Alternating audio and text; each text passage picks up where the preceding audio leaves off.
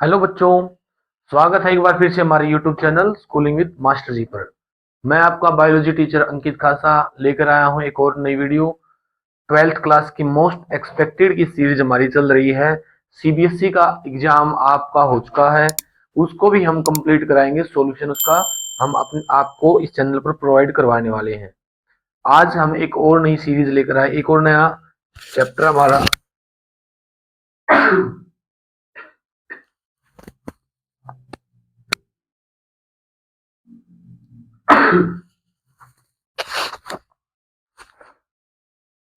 एक और नया मॉडल पेपर आज हम आपको कंप्लीट करवाने वाले हैं। तो चलिए शुरू करते हैं बायोलॉजी का एक और मॉडल पेपर।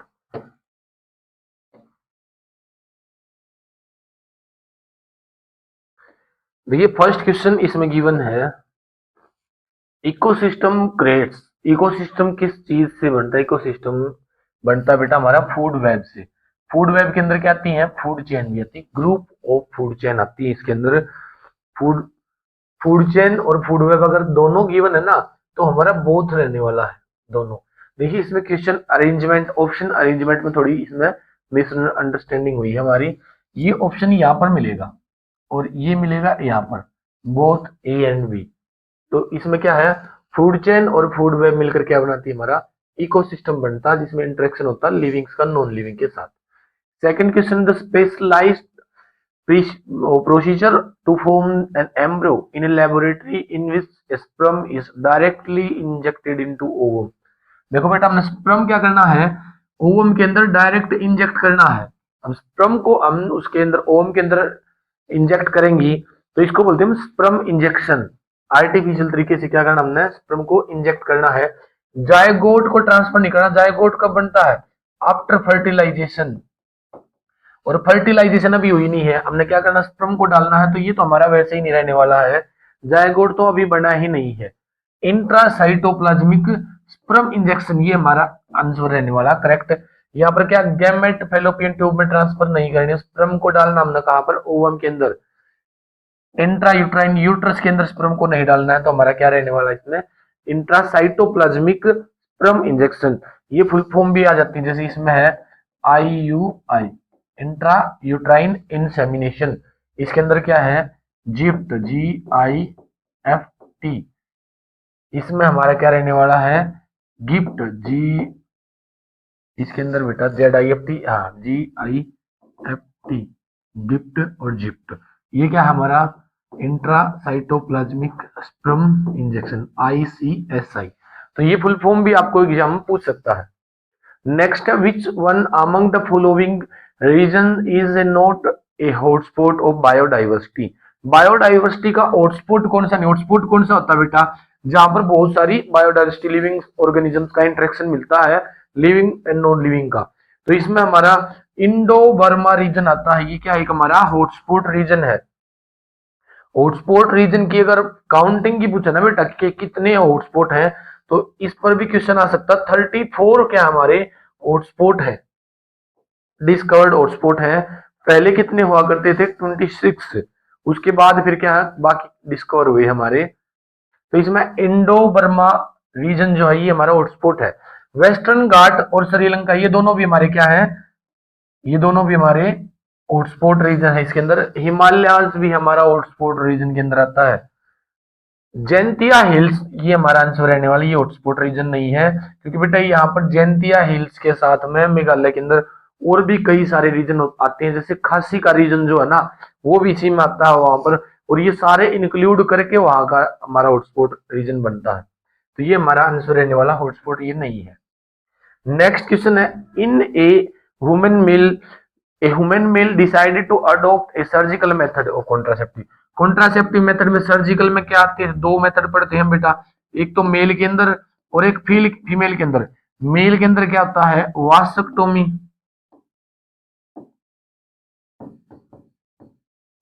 और फीमेल के अंदर ट्यूबक्टोमी।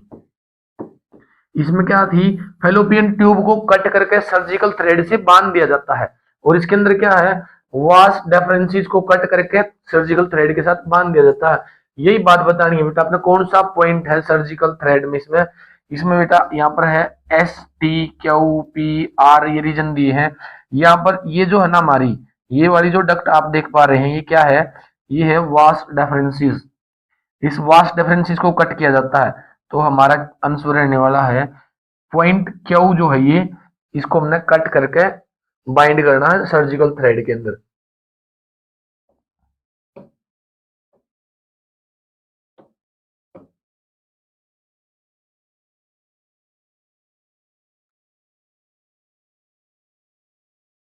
ये इसके ऑप्शन दे रखे बेटा, यहाँ पे ये ऑप्शन हमारा क्या करेक्ट रहने वाला। नेक्स्ट क्वेश्चन इसके अंदर है which of the following sample of DNA in the table given below will give the desired result during polymerase chain reaction. PCR reaction के अंदर बताना कौन सी इनमें ठीक रहेगा। पीसीआर के अंदर क्या करते हैं हम, डीएनए को डीनेचर करना पड़ता है, डीनेचर्ड करना पड़ता, और उसके लिए कितने डिग्री, 90 डिग्री सेल्सियस हीट चाहिए। कौन सी, स्टेबल वाली। देखिए किसमें है आंसर में, हमारा बी आंसर करेक्ट रहने वाला है। 90 डिग्री हीट टेम्परेचर देना है, और हीट जो एंजाइम है वो हीट स्टेबल होता है। एंजाइम भी पूछ लेगा कौन सा एंजाइम है, क्या एंजाइम होता है बेटा इसमें, थर्मस एक्वेटिकस। थर्मस एक्वेटिकस क्या होता है, ये एंजाइम है जो पीसीआर में यूज किया जाता है। मिलता किससे है, ये भी आंसर आ सकता है इसमें, ये ई कोलाई से मिलता है। तो इससे रिगार्डिंग जितने क्वेश्चन आपके वो मैं बता चुका हूं। Which of the following organism not fix atmospheric nitrogen. Atmospheric nitrogen कौन सा फिक्स नहीं करता, ये याद रखना बेटा। एग्जाम में जब भी आप कंडक्ट करें, क्वेश्चन कंडक्ट करें, तो ये चीज ही ध्यान देनी है आपने। वहां पर नोट पूछ रखा है या नहीं, आंसर में कई बार आपके नाइट्रोजन फिक्सेशन लिख कर आ जाते हैं, इसमें पूछा not fix atmospheric nitrogen.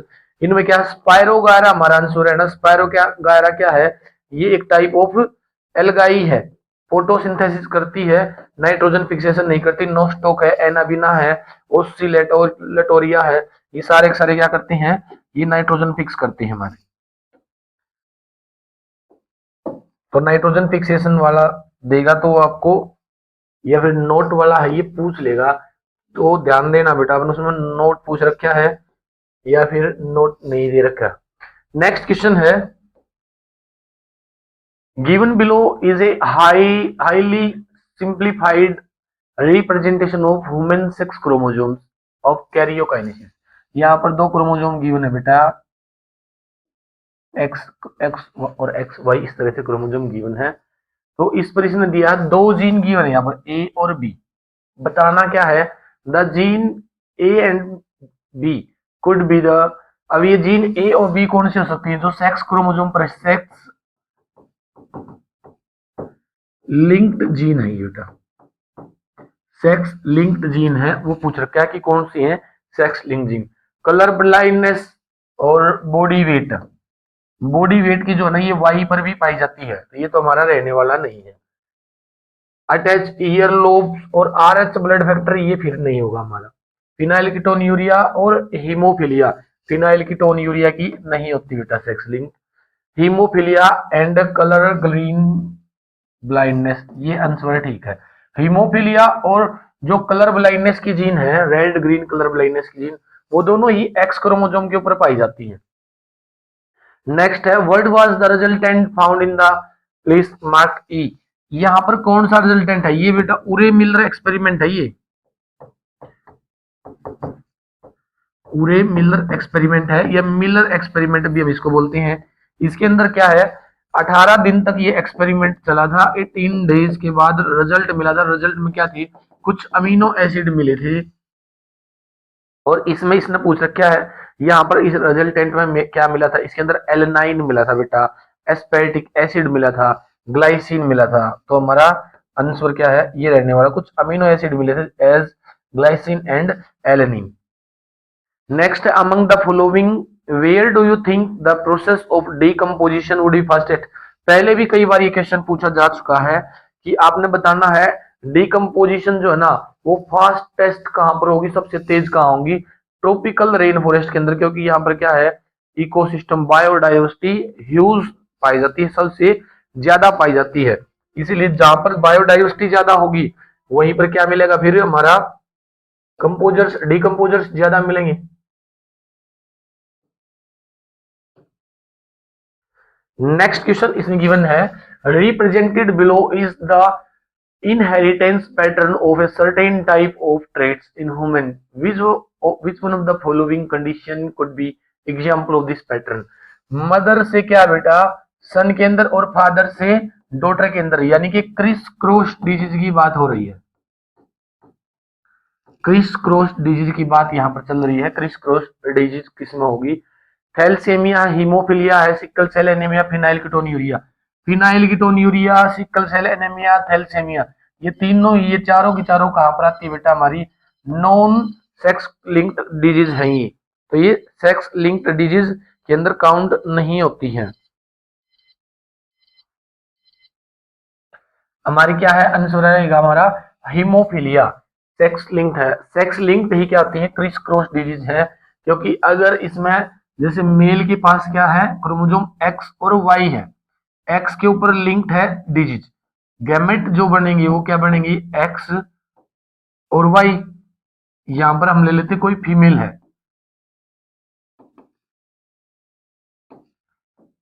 Female जिसमें एक्स और एक्स क्रोमोसोम, इसके जो गैमेट बनेंगी वो दोनों ही ठीक होंगे, एक्स और एक्स। अब कंट्रीब्यूशन होगा, अगर फीमेल प्रोड्यूस होगी तो इस तरफ से कोई भी एक एक्स और इस तरफ से भी क्या एक्स आएगा, तो ये क्या है? मेल से फीमेल के अंदर डिजीज आ गई। अगर हम मेल की बात करें तो इस तरफ से कोई भी एक एक्स और इस तरफ से वाई होगा, तो मेल के अंदर क्या है? डिजीज नहीं होगी, और फीमेल के अंदर क्या है? ये जो डिसऑर्डर है, ये जो जीन के अंदर ये जो डिजीज है, ये फीमेल में चली गई, तो मेल से फीमेल में और फीमेल से मेल के अंदर पाई जाती है disease, criss cross disease. Next, the most important feature in a plasmid to serve as a vector in gene cloning experiment is, सबसे मेन इंपॉर्टेंट फीचर बताना बेटा प्लाज्मिड के अंदर। अब प्लाज्मिड क्या है? प्लाज्मिड एक सर्कुलर डीएनए है, सर्कुलर डीएनए है जो इनहेरिटेबल नहीं होता है। बैक्टीरियल सेल के अंदर क्या है? बैक्टीरिया की जो सेल पाई जाती है ना, उनमें इनका जो जेनेटिकल मटेरियल, बैक्टीरिया क्या है? यूकैरियोटिक होते हैं, ओ सॉरी प्रोकैरियोटिक।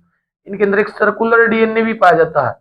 अभी सर्कुलर डीएनए जो कि नॉन इनहेरिटेंस होता है, ये जेनेटिकल मटेरियल नहीं, इसका जीनोम नहीं है, ये बाहर से आने वाले जो बैक्टीरियोफेज है उनसे प्रोटेक्शन के लिए होता है इसके अंदर। इसी को हम क्या है? एज ए वेक्टर यूज करते हैं, इसी को बोलते हैं प्लाज्मिड। अब इसके अंदर सबसे इंपॉर्टेंट चीज क्या है? इसका साइज नहीं, प्रेजेंस ऑफ सिलेक्टेबल मार्कर, ये तो पाए ही जाते हैं सिलेक्टेबल मार्कर, लेकिन इन सभी इंपॉर्टेंट चीज क्या है इसमें? O R I, origin of replication, क्योंकि जब तक इसके ऊपर ओ आर आई नहीं है, ओरिजिन ऑफ रेप्लीकेशन नहीं है, ये अपने आप को रेप्लीकेट नहीं कर पाएगा। रेप्लीकेट नहीं करेगा तो जो भी जीन हमने इसमें ऐड की है उसका कोई फायदा नहीं होगा, क्योंकि हमने जीन तभी तो ऐड की है ना कि उसका आगे चलकर प्रोजेनी हमें प्रोवाइड होंगी, और प्रोजेनी से फिर उससे प्रोटीन मिलना है या जीन की कॉपी हमने करवानी है। तो इसलिए इसमें क्या है? ओरिजिन ऑफ रेप्लीकेशन सबसे इंपॉर्टेंट है, ताकि ये रेप्लीकेट कर सके अपने आप को। नेक्स्ट, असर्शन रीजन में पहला क्वेश्चन है, zero population growth should be achieved as early as possible to control human population। Human population को कंट्रोल करने के लिए क्या चाहिए हमने? Zero population growth. Zero population growth का मतलब क्या है? अगर दो हैं तो उनको मैक्सिमम दो ही हो, तो पॉपुलेशन क्या स्टेबल रहेगी। स्टेबलाइजिंग कर्व होना चाहिए। हमने पढ़ा था बेटा तीन तरह के कर्व होते हैं इसके अंदर पॉपुलेशन में, एक तो होता हमारा डिक्लाइनिंग, एक होता हमारा स्टेबलाइजिंग, एक होता एक्सपोनेंशियल। एक्सपोनेंशियल इसके अंदर क्या है? डिक्लाइनिंग के अंदर जो है ना, जो प्रोजेनी है, जो प्रोजेनी है, नई जनरेशन जो है वो किससे कम मिलती है? Less than parents. पेरेंट्स से प्रोजेनी कम मिलेंगी। इसके अंदर क्या है? इक्वल मिलेंगी, और इसके अंदर क्या है? ज्यादा मिलेंगी, लार्ज प्रोजेनी। तो इसमें प्रोजेनी ज्यादा मिलती हैं, तो हमने क्या है? इक्वल वाले को स्टेबलाइजिंग करने के लिए क्या है? प्रोजेनी उसके बराबर होनी चाहिए। तो इसके अंदर यही पूछ रखा है, यही बता रखा है कि ह्यूमन पॉपुलेशन को कंट्रोल करने के लिए सबसे पॉसिबल मेथड क्या है कि हमने ग्रोथ को क्या है? उसको जीरो पॉपुलेशन ग्रोथ करनी पड़ेगी, उसमें कि स्टेबलाइजिंग ग्रोथ होनी चाहिए। दिस रिक्वायर्ड नॉट 2 चिल्ड्रन पर couple but a little more. हाँ ये ठीक है, ये लाइन भी 2 या उससे भी कम होना चाहिए। तो असर्शन भी ठीक है, रीजन भी ठीक है, बोथ आर ट्रू।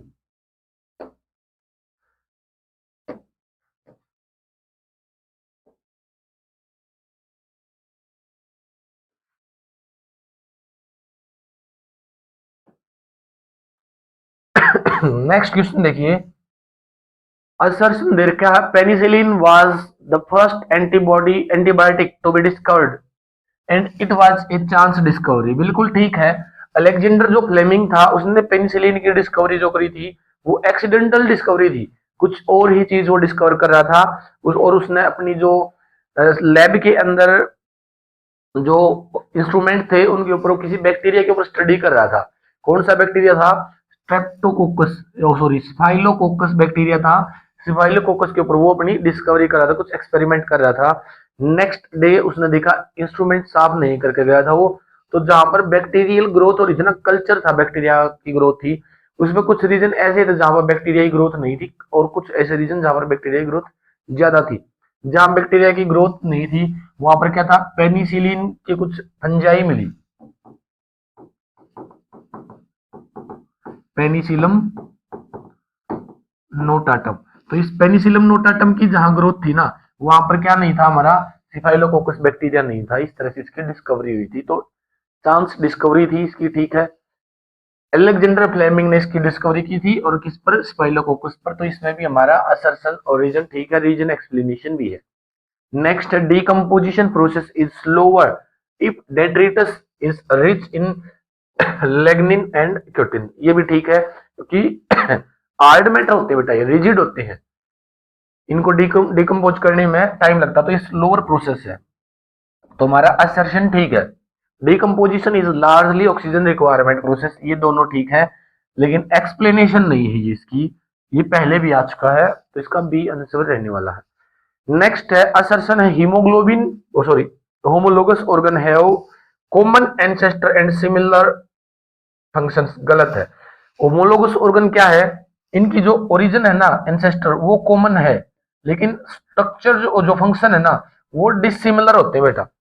मतलब जैसे हमारे लिम्स है, हमारे हाथ हैं, और वैसे ही ओर्स है या फिर वेल है, बर्ड्स है, बैट है, बैट्स है, इनके अंदर क्या पाया जाता है, लगभग स्ट्रक्चर सेम होती है हमारे लिम्स की, लेकिन फंक्शन अलग है।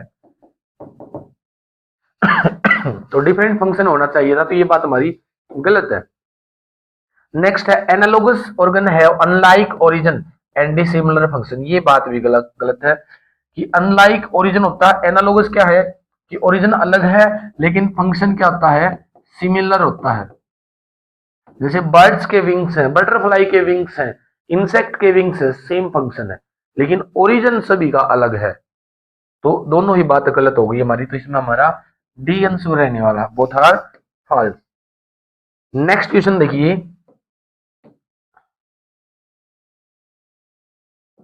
नेक्स्ट इसके अंदर है बेटा जी, what are flocs, state the role in biological treatment sewage. Flocs के क्या होते हैं, फ्लोस बेटा बायोलॉजिकल जो ट्रीटमेंट है ना,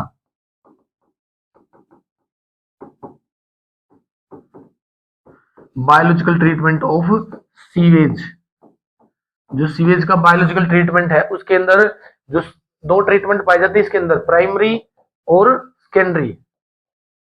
प्राइमरी और सेकेंडरी, प्राइमरी के अंदर क्या है, इसको फिजिकल ट्रीटमेंट भी बोलते हैं, और ये क्या है, ये बायोलॉजिकल ट्रीटमेंट है। तो इस बायोलॉजिकल के अंदर क्या है, एरोबिक बैक्टीरिया है, और एरोबिक बैक्टीरिया क्या करते हैं, जो ऑर्गेनिक मैटर है ना उसको डिग्रेड करते हैं, किसमें, इनऑर्गेनिक के अंदर,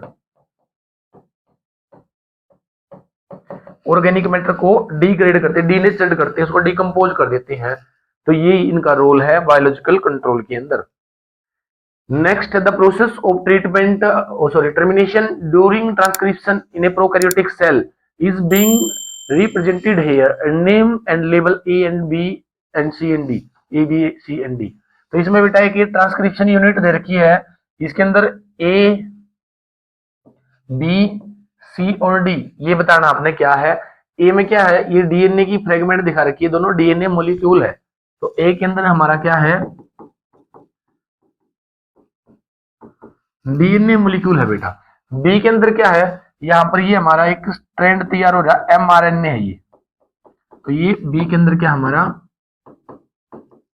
एमआरएनए है, ट्रांसक्रिप्शन से इसकी जो ट्रांसक्रिप्शन यूनिट है वहां से हमारा एमआरएनए तैयार होगा। और ये टर्मिनेटिंग पॉइंट है, ये यहाँ पर क्या कौन सा पॉइंट था, प्रमोटर, क्योंकि यहाँ पर हमारा ही बाहर निकल चुका है पॉलीमरेज। तो सी में क्या हमारा आरएनए पॉलीमरेज,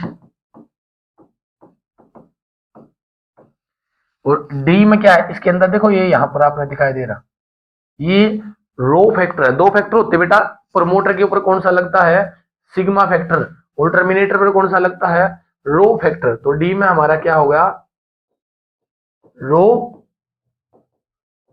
फैक्टर है, तो इसमें हमारा रो फैक्टर मिलेगा ये। नेक्स्ट क्वेश्चन है, differentiate between perisperm and endosperm, giving one example of each. हमने बताना बेटा एंडोस्पर्म और पेरिस्पर्म में क्या डिफरेंसेस है। अगर हम देखें, एक जो ओवरी है, इस ओवरी के अंदर जो ओवम रखा होता है ना, एम्ब्रियोसैक जिसको बोलते हैं, इस एम्ब्रियोसैक के बाहर यहां पर होते हैं इंटेगुमेंट। इंटेगुमेंट्स, इन इंटेगुमेंट के अंदर जो भरा होता है ना वो पेरिस्पर्म है बेटा। इंटेगुमेंट्स के अंदर क्या भरा होता है, पेरिस्पर्म भरा होता है। और यहां पर बीच में है पोलर न्यूक्लियाई, इस तरफ एंटीपोडल 3 सेल है, यहां पर क्या हमारी सेंद्रगिड और एग, बीच में यहां पर भरी हुई हमारी पोलर न्यूक्लियाई। जैसे ही डबल फर्टिलाइजेशन कंप्लीट होती है ना, तो इन पोलर न्यूक्लियाई के साथ में एक क्या मिलती है, मेल जर्म सेल, और वो क्या बना लेते हैं फिर, प्राइमरी एंडोस्पर्म न्यूसेलस। तो ये एंडोस्पर्म न्यूसेलस है। तो पेरिस्पर्म और एंडोस्पर्म ये है। ओवम के अंदर पोलर न्यूक्लियाई की डबल फर्टिलाइजेशन से क्या बनता है हमारा, एंडोस्पर्म, और उनसे बाहर क्या बनता है, पेरिस्पर्म बनता है। एग्जाम्पल इनकी, एग्जाम्पल क्या है, जिसमें ये एंडोस्पर्म बच जाता है, वो एंडोस्पर्मिक सीड होते हैं, जैसे कैस्टर्ड है, कोकोनट है, ये सभी के सभी क्या है, पेरिस्पर्मिक सीड है। और एंडोस्पर्मिक, और पेरिस्पर्म जिसमें ये पेरिस्पर्म मिलेगा, बाहर की तरफ ये पेरिस्पर्म बचा हुआ मिलेगा, यानी कि फ्लैशी फ्रूट जितने भी है वो इसी के एग्जाम्पल है। फ्लैशी फ्रूट जिसमें गुद्दा मिलता है फ्रूट के, उसके सीड के बाहर, तो पेरिस्पर्मिक सीड है बेटा। एंडोस्पर्मिक जिसमें अंदर की तरफ एंडोस्पर्म बचा हुआ मिलेगा, सीड के अंदर फ्लैशी जो मिलता है वो एंडोस्पर्मिक सीड होता है, जैसे कोकोनट में पाया जाता है, कैस्टर्ड में पाया जाता है। तो ये इनके सीड के अंदर फ्लैशी बनाता, फ्रूट बनाता है।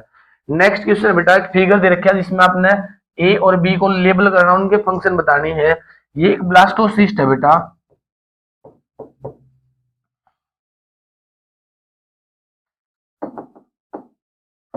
ब्लास्टोसिस्ट दे रखा है। अब इस ब्लास्टोसिस्ट के अंदर क्या बताना है, एक तो ये बाहर वाली ये लेयर है ये, और एक ये अंदर ये पड़ा हुआ है यहाँ पे ये।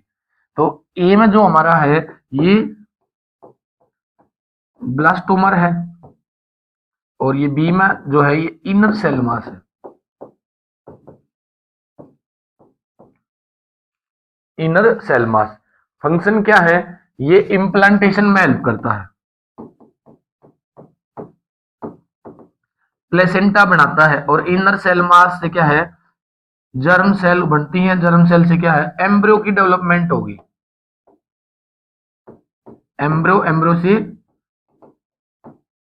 फीटस बनेगा। तो इसी से क्या बनेंगे हमारी बेटा, जर्म लेयर्स बनती हैं, तो जर्म लेयर इसी से बनेंगे, जर्म सेल है, इनसे इम्प्लांटेशन होती है। Next give an example of viral bio control agent, baculovirus. Baculovirus क्या है, एक बायो कंट्रोल एजेंट है बेटा, वायरल जो है बायो कंट्रोल एजेंट है। इसका काम क्या किया जाता है, बैकुलो वायरस यूज क्या है इसका, बैकुलो वायरस का। नेक्स्ट में इसी को पूछ रखा है, why they are considered as desirable and ecological sensitive area in being treated. अब इनका baculovirus bio control agent जो है वायरस का कैसे यूज किया जाता है, ये डिजायर्ड और स्पेसिफिक पेस्ट को या इंसेक्ट को मारते हैं। अब इसको जिस भी क्रॉप में हमने ऐड किया है उसमें इसने एक डिजायर्ड उसको मारना बेटा। डिजायर्ड जो पेस्ट है ना या इंसेक्ट या बैक्टीरिया उसकी ग्रोथ रोकने के लिए यूज करती है इसका। साथ में ये हमारी फूड चेन पर, फूड वेब पर, इकोसिस्टम पर कोई अफेक्ट नहीं डालता, ये उसको एलिमिनेट नहीं करता, यानी कि ये हमारा इकोसिस्टम पर कोई इफेक्ट नहीं होता।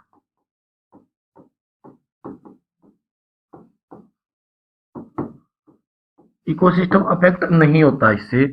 और ये क्या है, एक स्पेसिफिक पाए जाते हैं। स्पेसिफिक क्या, वेरी स्पेसिफिक, यानी कि जिसके लिए ये अफेक्शन करेगा, जिसको अफेक्ट करेगा उसको छोड़कर किसी के ऊपर भी इसका कोई हार्मफुल इफेक्ट नहीं है, तो इसका हार्मफुल इफेक्ट नहीं होता बेटा। No harmful effect on animals, plants और एनिमल्स, इसका कोई हार्मफुल इफेक्ट भी नहीं होता है। नेक्स्ट इसमें है mention the common bacterium found in the aerobic sludge during sewage treatment and also in the Roman kettles में, और साथ में कहां पर, एरोबिक स्लज के अंदर कौन से बैक्टीरिया पाए जाते हैं। एरोबिक स्लज के अंदर क्या है, अभी हम पढ़ के आए थे, जो हमने स्टडी किया था सीवेज ट्रीटमेंट वाला। चलिए अलग से बना देते हैं इसको। जो सीवेज ट्रीटमेंट का हम अभी स्टडी करके आए थे, सीवेज ट्रीटमेंट में क्या था, सीवेज ट्रीटमेंट के अंदर प्राइमरी और सेकेंडरी दो तरह से ये ट्रीटमेंट हमारा चलता है। इसमें जो सेकेंडरी ट्रीटमेंट है उसी को हम क्या बोलते हैं, बायोलॉजिकल ट्रीटमेंट। बायोलॉजिकल ट्रीटमेंट में क्या करते हैं, कुछ एरोबिक बैक्टीरिया की हेल्प से, एरोबिक जो बैक्टीरिया है उन एरोबिक बैक्टीरिया की हेल्प से ऑर्गेनिक मैटर को इनऑर्गेनिक में कन्वर्ट कर लिया जाता है, डाइजेस्ट करवा दिया जाता है, डिग्रेड करवा दिया जाता है। अब जो ये एरोबिक बैक्टीरिया है ना, इनको मारने के लिए क्या है, एनएरोबिक बैक्टीरिया का यूज होता है, एनएरोबिक का यूज किया जाता है। लास्ट जो थर्ड इसके अंदर हमारा वेल मिलेगा उसके अंदर इसका यूज किया जाता है। और साथ में इन एरोबिक बैक्टीरिया से, इन एरोबिक बैक्टीरिया में, और इन एरोबिक बैक्टीरिया के अलावा कुछ जो कैटल्स होते हैं ना, जो वो रूमिनेंट है, ग्रास ईटिंग है, दुधारू पशु जिसको हम बोलते हैं, उनके अंदर और इनमें कौन से कॉमन ऑर्गेनिज्म, कौन से कॉमन बैक्टीरिया हैं, वो है बेटा मिथेनोजन। इनके डंग में भी पाए जाते हैं, जो काऊ डंग है या फिर बफेलो डंग है, या और जितने भी कैटल दुधारू पशु हैं घास खाने वाले, उनके अंदर क्या मिलते हैं, मिथेनोजन मिलते हैं, मिथेनोजन। और साथ में इन एरोबिक बैक्टीरिया में भी ये बहुत सारे मिथेनोजन है। ये क्या प्रोड्यूस करते हैं, बायोगैस प्रोड्यूस करते हैं बेटा। ये बायोगैस में कौन कौन सी गैस है, मीथेन गैस होती है, हाइड्रोजन गैस है, कुछ ऑक्साइड नाइट्रोजन पाए जाते हैं, कुछ कार्बन डाइऑक्साइड, ये गैसेस का मिक्सचर होता है बेटा, ये मीथेन गैस। नेक्स्ट देखिए, इसमें नेक्स्ट क्या रहने वाला हमारा, नेक्स्ट क्वेश्चन इसमें है बेटा, study the given portion of double stranded polynucleotide chain, carefully identify A B C and 5 dash end of the chain. पहले ये क्वेश्चन बहुत बार रिपीट हो चुका है, इसी तरह के क्वेश्चन बार बार रिपीट होते हैं, इसमें कुछ भी अलग से पूछ सकता है। इसने पूछा है यहाँ पर ए में क्या है, जो ए है इसमें क्या है बेटा, ट्रिपल बॉन्ड है, और कौन सा, हाइड्रोजन बॉन्ड। क्वेश्चन इसमें ये पूछा जा सकता है ट्रिपल बॉन्ड किस किस के बीच में मिलता है, ग्वेनिन और साइटोसिन के बीच में ट्रिपल बॉन्ड पाया जाता है। इसमें ग्वेनिन क्या है, ग्वेनिन एक प्यूरिन है, और साइटोसिन क्या है, ये पायरिमिडीन है, ये पायरिमिडीन है। प्यूरिन के अंदर क्या है, 9 कार्बन डबल रिंग पाई जाती है, इसके अंदर 6 कार्बन की रिंग पाई जाती है, सिंगल रिंग पाई जाती है। बी के अंदर यहाँ पर इसने पूछा है, इस बी में क्या है, अब इसमें देखिए बेटा, इसमें डबल रिंग है और इसमें यहाँ पर क्या है, डबल बॉन्ड है। डबल बॉन्ड किसके बीच में पाया जाता है, एडेनिन और थायमिन के बीच में, जिसमें एडेनिन क्या हमारा, एडेनिन हमारा प्यूरिन है और थायमिन हमारा पायरिमिडीन है। तो एडेनिन में डबल बॉन्ड मिलेगा, तो यहाँ पर हमारा बी में क्या है, एडेनाइन है। एडेनाइन कहें या फिर प्यूरिन भी कह सकते हैं हमारा। नेक्स्ट सी में पूछा बेटा इसने, सी में ये क्या है, ये हमारा क्या है, राइबोज शुगर, राइबोज शुगर है। और 5 डैश एंड किस तरफ होगा, देखिए इसका 3 डैश जो है, ये थर्ड जो कार्बन है ये फ्री है, इसका थर्ड कार्बन फ्री नहीं है, इसका कौन सा, 5th कार्बन फ्री है। तो ये 5 डैश एंड हो जाएगा हमारा डी की तरफ। ई की तरफ क्या है, यहाँ पर हमारा 3 डैश है, थर्ड कार्बन जो हो इसमें फ्री है हमारा, इसके ऊपर कोई भी बॉन्ड नहीं है, न्यूक्लियोटाइड नहीं जुड़ा हुआ है। तो 3 डैश हमारा किस तरफ हो जाएगा, डी की तरफ हो, सॉरी 5 डैश हमारा डी की तरफ होगा। नेक्स्ट क्वेश्चन है, generally it is observe that human male suffer from haemophilia more than females, why rarely suffer from it, explain giving reason. देखो हीमोफिलिया डिजीज जो है ना, ये क्या सेक्स लिंक्ड डिसऑर्डर है, और सेक्स लिंक्ड में भी कौन सा, एक्स लिंक्ड है बेटा, ये एक्स क्रोमोसोम के ऊपर पाया जाता है।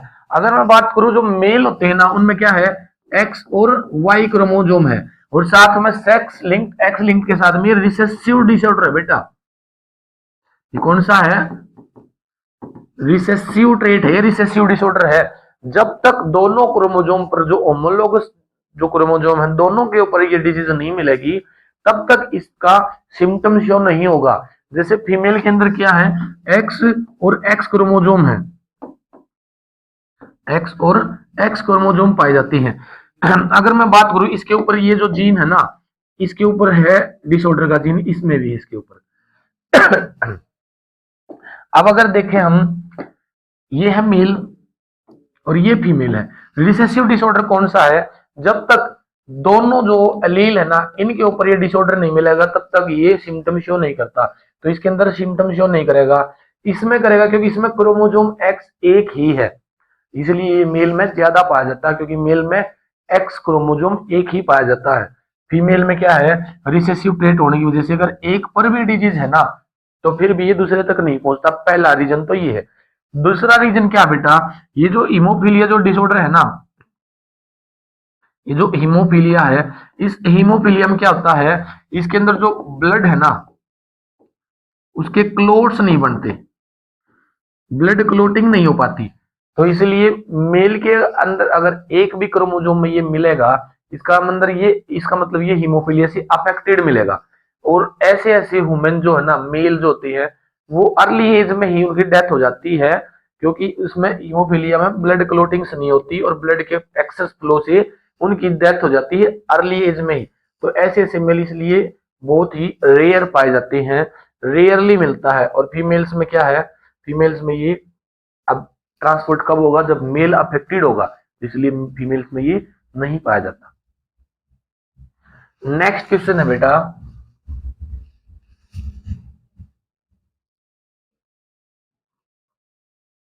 Explain the difference between commensalism and mutualism.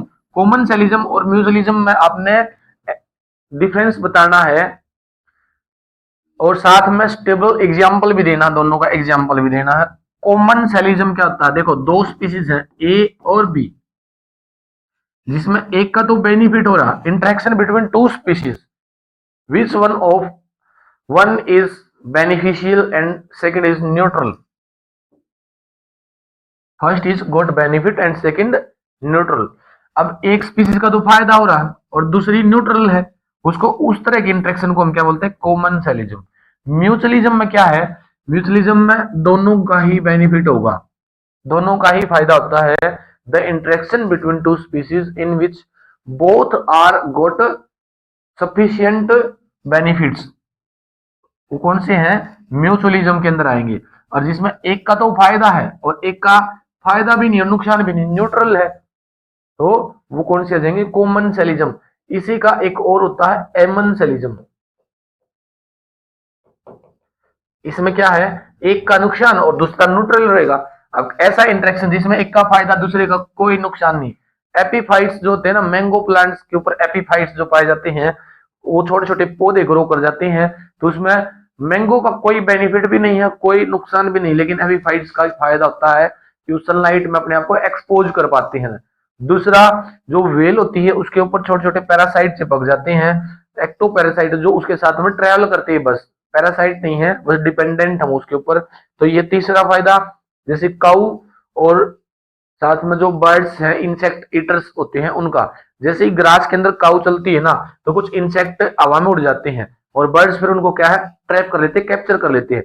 तो बर्ड्स और काऊ का जो इंटरेक्शन है ना, वो कॉमन सेलिज्म का है, कि बर्ड्स का फायदा है और काऊ का ना बेनिफिट और ना ही उसका कोई लॉस हो रहा है। तो इस तरह की जो इंटरेक्शन होते हैं उनको हम बोलते हैं कॉमन सेलिज्म। म्यूटेशन में क्या है, दोनों का ही फायदा है। इसमें दोनों के फायदे में कौन से आ जाएंगे, एसोसिएशन वाले सारे, एसोसिएशन के, जैसे लिचन्स है, जैसे माइकोराइजा है,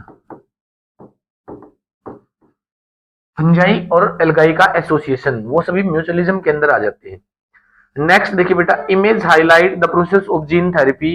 एक जीन थेरेपी की इमेज दे रखी है,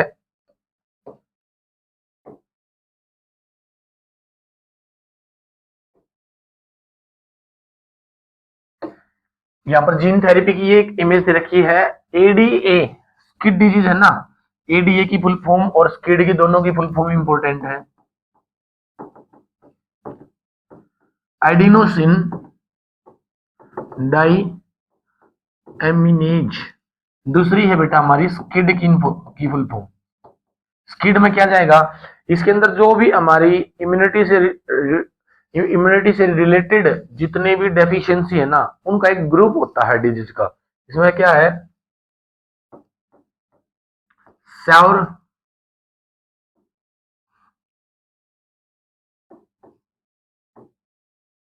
कंबाइंड इम्यूनो डिसऑर्डर।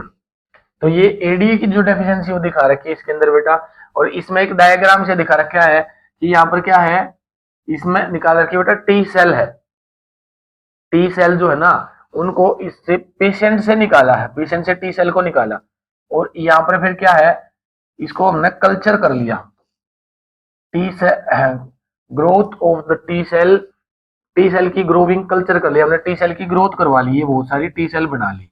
उसके बाद क्या किया हमने, इंटरेक्शन टी सेल के अंदर क्या है, हमने जीन ऐड करी है, कोई ना कोई जो डिफेक्टिव जीन था ना एडीए का, उसको न्यूक्लियोसाइड से हमने रिमूव कर लिया, निकाल लिया। और इसमें क्या है, वुमेन का जो हेल्दी डीएनए का था, एडीए का जो जीन था, उसको इस वेक्टर की हेल्प से क्या कर दिया, इंजेक्ट कर दिया इसमें टी सेल के अंदर, ये यहाँ से इसको इंजेक्ट कर दिया, और फिर इसको दोबारा से कल्चर करके और फिर पेशेंट में डाल दिया। और क्वेश्चन दे रखिए, mention the cause of ADA deficiency. ADA deficiency क्यों होती है बेटा, इसमें एडीए का जो जीन होता है ना, उसका डिलीशन हो जाता है, डिलीट हो जाती है वो जीन, कि एडीए एंजाइम की जीन नहीं होती उसके अंदर।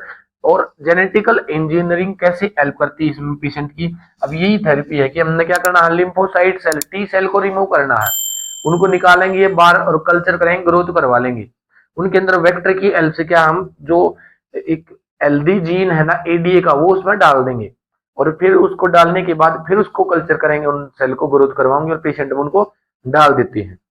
तो जीन थेरेपी है बेटा, इसका आंसर जीन थेरेपी से होता है। एक्सप्लेन द कॉन्सेप्ट ऑफ को extinction by taking to examples.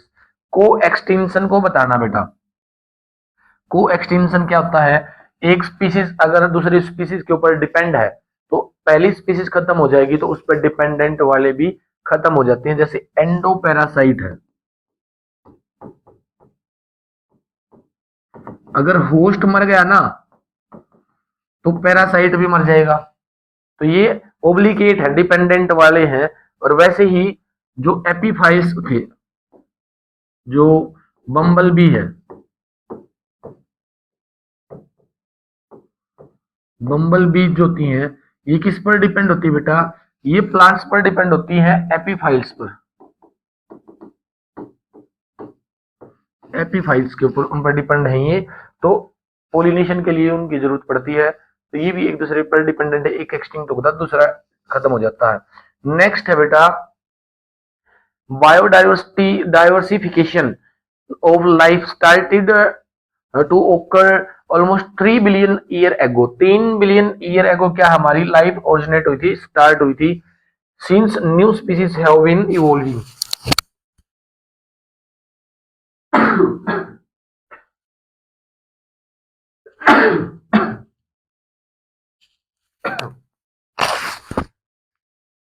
3 billion year ago life start हुई थी और नई स्पीसीज इवोल्व हो रही हैं और कुछ डिसअपीयर हो रही है हमारी अर्थ पे। नई स्पीसीज आ रही हैं और पुरानी डिसअपीयर हो रही हैं। तो इस बेस पर कुछ क्वेश्चन है, how many episode of mass extinction of species have already taken place and which one is in progress in the current era. Era का मतलब होता है बेटा टाइम पीरियड। अभी इसने कहा है हमारी धरती पर जो है ना मास एक्सटिंक्शन हुए हैं कुछ, और उनके कितने एपिसोड आ चुके हैं वो बताना है। अब एपिसोड्स का मतलब कितने मास एक्सटिंक्शन चले हुए हैं हमारे वो हमारे अर्थ पर हो चुके हैं और कौन सा चल रहा। जैसे वेब सीरीज आती है ना, उनके पार्ट्स आते हैं कि इसका ये पहला पार्ट, ये दूसरा पार्ट है, तीसरा पार्ट है। तो वैसे ही मास एक्सटिंक्शन के भी कुछ एपिसोड आए हैं। मास एक्सटिंक्शन के कुल टोटल 5 एपिसोड आ चुके हैं बेटा। 5 मास एक्सटेंशन हो चुके हैं, जिसके ऊपर एक डिटेल वीडियो हम बनाने वाले हैं, बहुत जल्द ही आपके सामने लेकर आएंगे एक्सटेंशन के ऊपर कि कितने एक्सटेंशन हो चुके हैं। नीट के रिगार्डिंग इंपॉर्टेंट क्वेश्चन है ये। मास एक्सटेंशन कौन से मास एक्सटेंशन कौन से टाइम पीरियड में हुआ और उससे क्या नुकसान हुआ था वो। तो 5 मास एक्सटेंशन हो चुके हैं और अब कौन सा चल रहा है, 6th मास एक्सटेंशन ऑनगोइंग है, चल रहा है। How is current episode is progressive different from the previous. अब जो छठा मास एक्सटेंशन वो पहले मास एक्सटेंशन पहले 5 मास एक्सटेंशन से अलग क्यों है। जो 6th मास एक्सटेंशन है ना वो 100 to 1000 टाइम फास्टर है। बाकी के जो मास एक्सटेंशन हुए ना 5 मास एक्सटेंशन, उनसे ये छठा डिफरेंट क्यों अलग क्यों है, ये 100 से 1000 गुना तेज है। और इसके लिए रिस्पॉन्सिबल कौन है, humans and humans activity, pollution, population, ये सभी क्या है इसके लिए रिस्पॉन्सिबल है। हम रिस्पॉन्सिबल है बेटा। नेक्स्ट है while creating the creation and presence of variation are directionless, natural selection is directionless as it is a context of adaptation comment। देखो इसने कहा बेटा जो वेरिएशन है ना वो डायरेक्शनलेस होता है, नेचुरल सिलेक्शन डायरेक्शनल है। तो आप अपने हिसाब से अडेप्टेशन के बारे में बताओ कि क्रिएशन जो वेरिएशन है वो डायरेक्शनलेस है, नेचुरल सिलेक्शन को इसके अंदर हमने एक्सप्लेन करना है।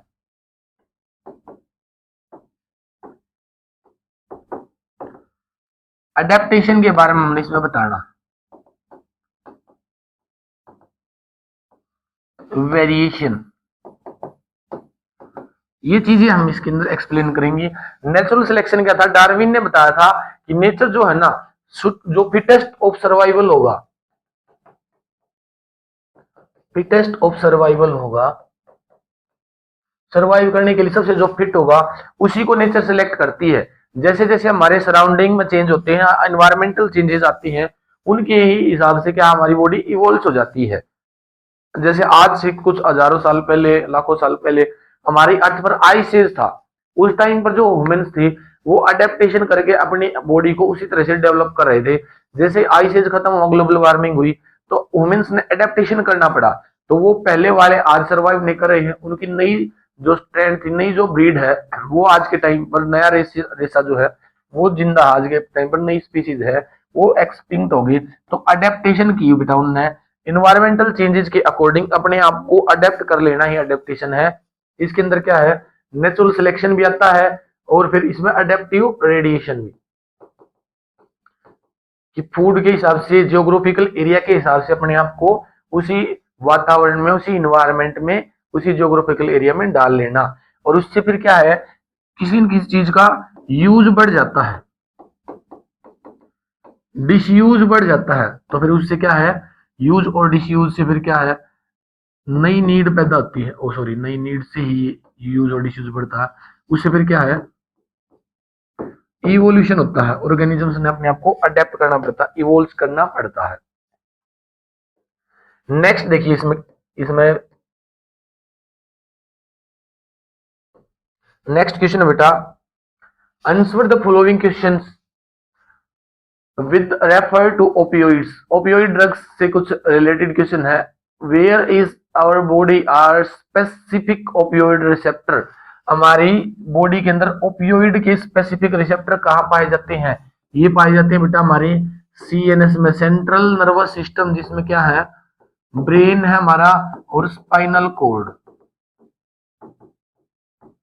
इसके अंदर क्या है, ओपियोइड ड्रग्स के रिसेप्टर पाए जाते हैं। ओपियोइड ड्रग्स का मैं ओपियोइड ड्रग्स में कौन सा प्लांट यूज होता है बेटा, कौन से प्लांट से मिलती है ओपियोइड्स में? इसमें बेटा पोपी प्लांट, पोपी प्लांट, जिससे क्या मिलती है हमने, इससे मिलता है बेटा मतलब मोर्फिन।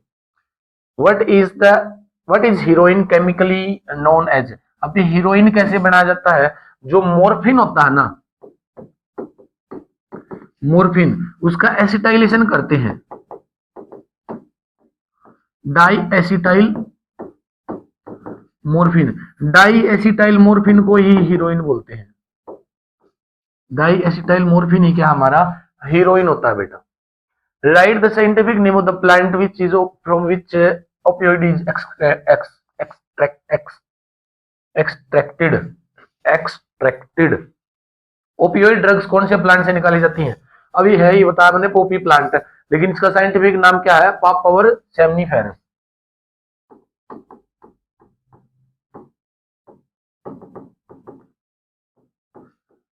पापावर सेमनीफेरम, ये इसका साइंटिफिक नेम है इस प्लांट का, जिसको पोपी प्लांट के नाम से भी जानते हैं। नेक्स्ट क्वेश्चन बेटा इसके अंदर, read the following text carefully and answer. कुछ क्वेश्चन हम आंसर देना बेटा। इसमें क्या क्लीवेज के बारे में बता रखा है कि वो माइटोटिक डिवीजन करता है, जायगोट, और जिससे फिर क्या ब्लास्टूला बनता है, मोरूला बनता है, ब्लास्टोसिस्ट बनता है, ब्लास्टोमर बनता है 64 सेल का। अब क्वेश्चन क्या है, why the cell of the inner cell mass of blastocyst is called stem cell. अब हमने एक स्ट्रक्चर देखी थी बेटा, अब ये क्वेश्चन था एक इसी तरह का, उसके अंदर हमने ब्लास्टोसिस्ट को देखा था। यहाँ पर ये वाला जो स्ट्रक्चर है ना, इसमें से ने पूछा है कि ये जो सेल है ना, इनर सेल मास की, ये जो इनर सेल मास की जो सेल है, इनको हमने जनरेटिव सेल क्यों बोला है, जर्म सेल क्यों बोला है? क्योंकि इन्हीं सेल से क्या प्रोड्यूस होता है, इन्हीं सेल से जर्म लेयर बनती है, इन्हीं से जर्म लेयर बनती है। जर्म लेयर से क्या बनता है, सभी ऑर्गेनली बनती है, सभी ऑर्गन्स बनते हैं हमारी बॉडी के, इसलिए क्या है, ये जर्म सेल है। सब कुछ तो इन्हीं से प्रोड्यूस होगा ना हमारी बॉडी के अंदर। तो कुछ लिमिटेड सेल से क्या डिफरेंशिएशन होकर हमारी बॉडी के अंदर thousands millions type of sale generate होती हैं, इसीलिए इनको हम स्टेम सेल बोलते हैं, जर्म सेल बोलते हैं, क्योंकि इन्हीं से फिर क्या है, हमारी बॉडी के अंदर ऑर्गन्स की डेवलपमेंट होगी। नेक्स्ट क्वेश्चन है, at which stage of embryonic development trophoderms develops. Trophoderms कब डेवलप होते हैं बेटा? अब जैसे ही इससे आगे बढ़ता है ना, ट्रोपोकोडर्म्स कब डेवलप होंगे, जो ये चीज बनेगी ना, इस चीज के बनने के बाद, इस चीज के बनने के बाद 64 सेल जो हो जाती है ना, तो वो उसमें इम्प्लांटेशन के लिए रेडी हो जाता है, उसी को ट्रोपोकोडर्म बोलते हैं। अब इससे क्या है, ये और डेवलपमेंट करेगा, और फिर क्या लगभग जो 16 से 64 सेल के बीच में जब हो जाता है ना, उसको ट्रोकोडर्म्स नहीं बोलते हम, वो फिर आगे जाकर क्या है, इम्प्लांट हो जाता है। What is the site of implantation. Implantation क्या होता है, एंडोमेट्रियम के अंदर होता है।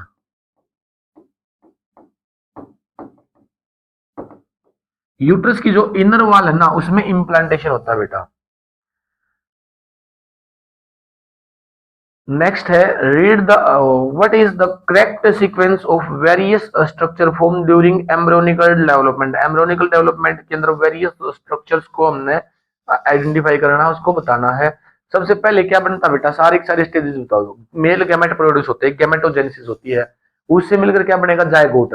जायगोट से क्या बनता, मोरूला। मोरूला क्या है, क्लीवेज बनता, क्लीवेज के बाद मोरूला। मोरूला में 8 सेल तक पाया जाता है। 8 सेल के बाद 8 से 16, 16 से 64 के बीच तक जब सेल रहती है ना उसमें, तो उसको हम बोलते हैं ब्लास्टोसिस्ट। ब्लास्टोसिस्ट इम्प्लांट होता है उससे, उसके बाद एम्ब्रियो बनता, मेच्योर एम्ब्रियो। मेच्योर एम्ब्रियो से फिटस, फिटस से कंप्लीट डेवलप्ड बॉडी। नेक्स्ट है, ये हमने पढ़ लेना है, एक पैथोजन के बारे में दे रखा है, एक डिजीज कोजिंग पैथोजन है, होस्ट के अंदर बीमारी फैला रहा है ये। उसके बेस्ड पर कुछ क्वेश्चन यहाँ पर गिवन है, उन क्वेश्चंस के आंसर आपने देने।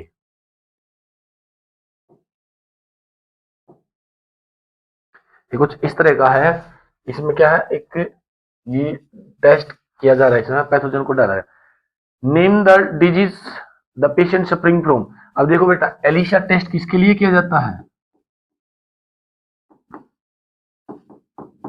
HIV डिटेक्शन के लिए। तो कौन सी डिजीज होगी हमारी,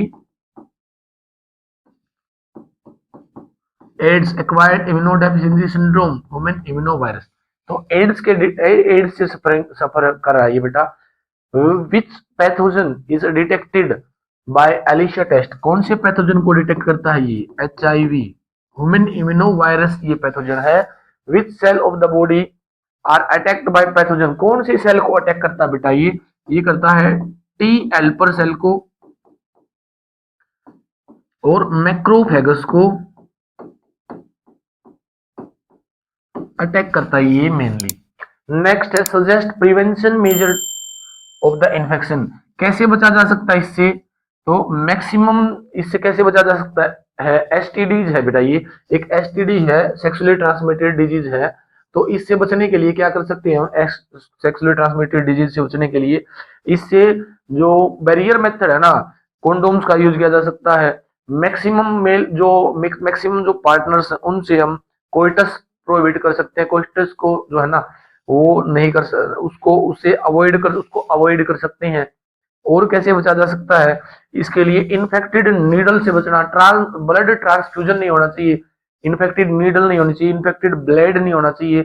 ब्लड डोनेशन से ज्यादातर हमने इससे बचना चाहिए कि इन्फेक्टेड नीडल ना लगाए, वो डोनेट कर रहे हैं ब्लड तो नीडल हमेशा दूसरी होनी चाहिए, नहीं होनी चाहिए बेटा। डॉक्टर सिरिंज लगाता तो भी नहीं होनी चाहिए। ब्लड का अगर हम यूज करें तो वो भी इन्फेक्टेड नहीं होना चाहिए, यूज्ड नहीं होना चाहिए। तो नेक्स्ट क्वेश्चन देखिए, what is the advantage and disadvantage of cross pollination. Cross pollination के एडवांटेज भी बताने आपने और डिसएडवांटेज भी। एडवांटेज क्या, क्रॉस पोलिनेशन के फायदे क्या है, क्रॉस पोलिनेशन से वेरिएशन आता है, दो अलग अलग प्लांट है, दो अलग अलग फ्लावर है, उनसे नया फ्लावर बनता, नया प्लांट बनता, तो वेरिएशन आता है, इंपॉर्टेंट है। वेरिएशन आएगा, जेनेटिकल मटेरियल चेंज होगा, इवोल्यूशन होगा, अडेप्टेशन होगी, ये सारे के सारे इंपॉर्टेंस इनकी, कि कोई ना कोई डिजायर्ड जीन प्रोड्यूस होगा, कोई नई चीज प्रोड्यूस हो जाएगी ना उसमें, और कोई कोई अनडिजायर्ड ट्रेट्स जो है वो कंप्रेस हो जाते हैं, तो ये बेनिफिट्स है। और उसके डिसएडवांटेज की अगर बात करें, डिसएडवांटेज क्या है, बहुत सारे पोलन एजेंट की जरूरत पड़ती है, पोलिनेटिंग एजेंट की, जैसे इंसेक्ट की जरूरत पड़ती है, और उसके लिए क्या है, नेक्टर प्रोड्यूस करना पड़ता है, हाईली एनर्जेटिक प्रोसेस है ये, एनर्जी बहुत ज्यादा प्लांट की वेस्ट होती है। और मेल गैमेट जो होते हैं ना, पोलन ग्रेन्स, वो भी मैक्सिमम प्रोड्यूस करने पड़ते हैं, क्योंकि ट्रांसफर करना उनको तो उसमें मैक्सिमम पोलन ग्रेन्स प्रोड्यूस करने पड़ते हैं। साथ में पोलिनेशन होने के चांसेस बहुत कम हो जाते हैं, अनडिजायर्ड ट्रेट भी जो है ना ट्रांसफर हो जाते हैं, तो ये डिसएडवांटेज है इनके। नेक्स्ट देखिए, how are the characteristics features of pollen anther stigma of the maize plant stable. देखिए ये एयर से पोलिनेट होने वाला प्लांट है, इसमें जो करेक्टरिस्टिक्स पोलन ग्रेन्स की बतानी, पोलन ग्रेन्स कैसे होंगी, हल्की होंगी, फीदरी होंगी, नॉन स्टिकी होंगी। अगर बात करें हम एंथर की, एंथर कैसा होगा, एक्सपोज्ड होगा बेटा,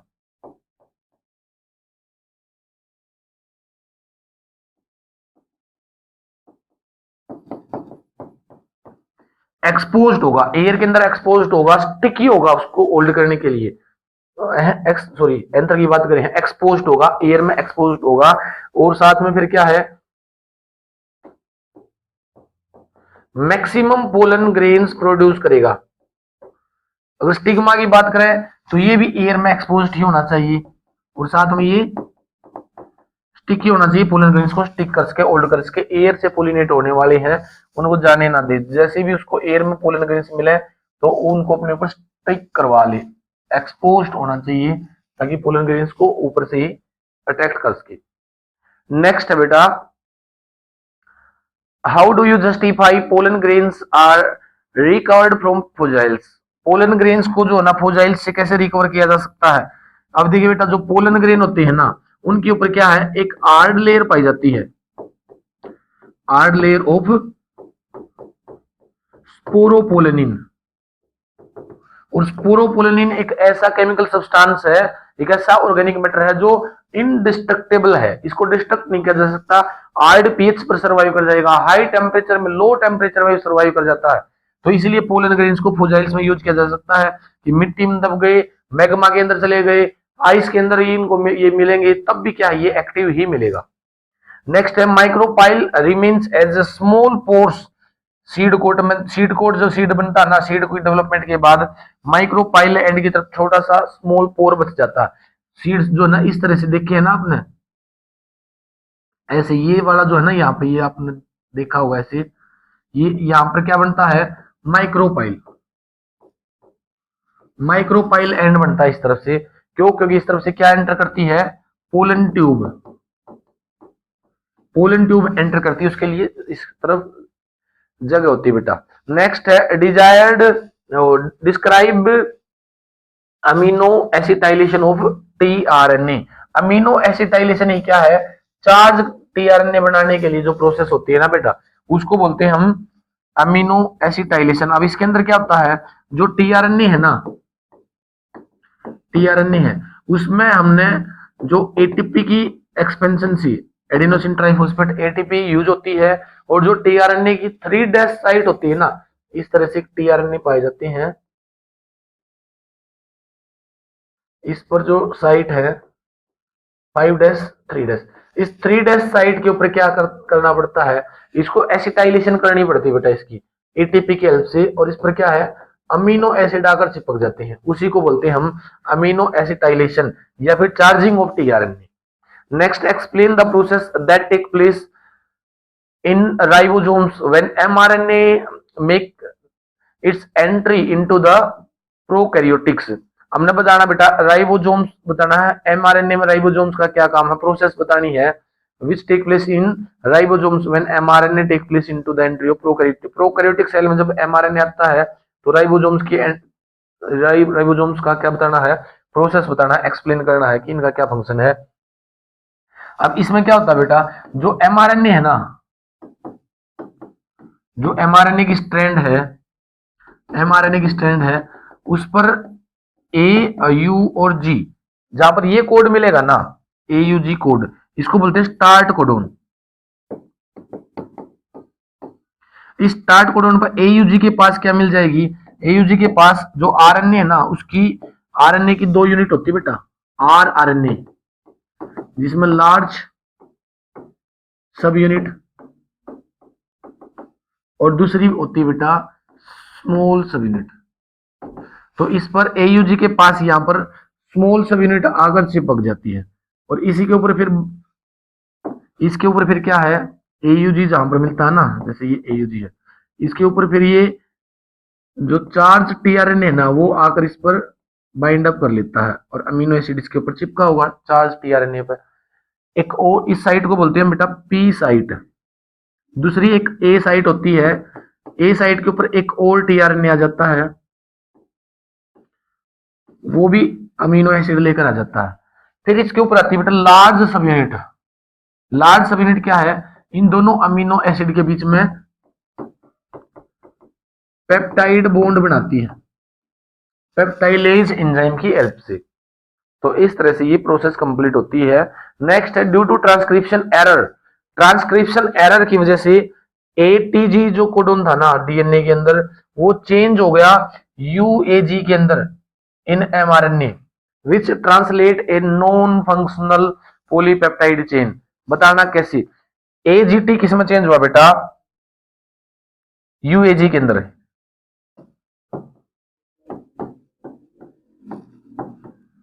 अब एजीटी जो था ना बेटा, एजीटी एमआरएनए था, वो यूएजी के अंदर चेंज हो गया। एजीटी से प्रोटीन बनता, अमीनो एसिड बनता है। अब मान लेते हैं हमारा ये एक एमआरएनए है, यहाँ पर ये साइट गिवन है, ये न्यूक्लियोटाइड है, ठीक है। यहां से हमारा स्टार्ट होगा एयूजी, ऐसे ही बीच में कहीं पर हमारा था एजीटी, लास्ट में जाकर टर्मिनेशन पर हमारा था यूएए। अब हमारे पास यूएए, यूजीए या यूएजी, ये तीनों ही क्या है, स्टॉप कोडोन है। ये तीनों ही हमारे क्या, स्टॉप कोडोन है। लेकिन यहाँ पर बीच में ही चेंज होने की वजह से यहाँ पर क्या आ गया हमारा यूएजी, और यूएजी क्या है, स्टॉप कोडोन है। तो इसके बाद जितने भी अमीनो एसिड और आने थे, जितना भी प्रोटीन और सिंथेसाइज होना था, वो सारा का सारा प्रोहिबिट हो जाएगा, रुक जाएगा। तो इसमें हमारा क्या है, फ्रेम डिलीशन हो गया। फ्रेम क्या हो गया हमारा, इसके बाद वाला सारा का सारा ये फ्रेम डिलीट हो गया। और फ्रेम डिलीशन की वजह से तो हमारी इसकी जो स्ट्रक्चर थी ना, फिजियोलॉजी, वो सारी चेंज हो जाएगी, क्योंकि यहीं से टर्मिनेट हो गया। ये इतना सारा और जो प्रोटीन बनना था, वो सारा का सारा डिलीट हो गया। तो फ्रेम डिलीशन बोलते हैं इसको, हम इसको फ्रेम डिलीशन बोलेंगे। तो फ्रेम डिलीशन हो जाएगी, जो पूरी की पूरी फंक्शनल पेप्टाइड चेन थी ना राइबोसोम्स की, वो सारे के सारी क्या, नॉन फंक्शनल बन जाएगी। तो ये इसके अंदर देखने को मिलेगा। तो ये था बेटा आज की हमारी कंप्लीट वीडियो। आज का जो हमारा मोस्ट एक्सपेक्टेड का सेट नंबर 7-8 हमारा आज हमने कंप्लीट कर लिया। इसके बाद 2 और कंप्लीट करने वाले हम।